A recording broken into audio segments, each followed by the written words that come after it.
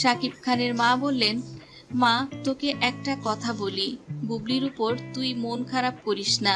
আর তুই মনে করিস না বুবলির সঙ্গে আমি একসঙ্গে কেক কেটেছি, একসঙ্গে পাশে বসে বীরের জন্মদিন করেছি, আর এ কারণে আমি তোকে ভুলে গেছি আর বুবলিকে মেনে নিয়েছি।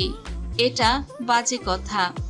অনেক মিডিয়াতে খবর আসছে আমি নাকি তোকে মেনে নেইনি, বুবলিকে মেনে নিয়েছি। আর কয়েকদিন দেখলাম তুই এই বাড়িতে আসিসনি। সাকিবের জন্মদিনেও তুই কোনো উইশ তেমনভাবে করলি না, এখানেও তেমনভাবে তুই আসছিস না। তুই কি রাগ করেছিস? অপু বিশ্বাস বললেন, মা কার সঙ্গে কি রাগ করব? আমার কারো সঙ্গে রাগ নেই। সাকিব খানের মা অপুকে জড়িয়ে ধরে বললেন, মা কেউ যদি বাড়িতে আসে, একটা শিশু দুধের বাচ্চাকে সঙ্গে নিয়ে তাকে কি তাড়িয়ে দেওয়া যায় বল? আর বাচ্চাটার জন্মদিন ছিল, সাকিবও ছিল না।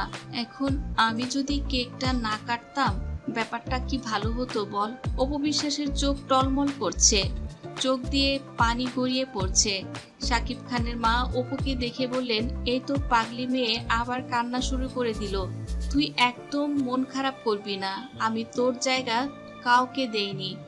অপবিশ্বাস বললেন, দূর থেকেও তো কেক কাটা যেত, এত কাছে এসে কেন কেক কাটতে হলো? কেন ওর হাত তোমাকে ধরতে হলো?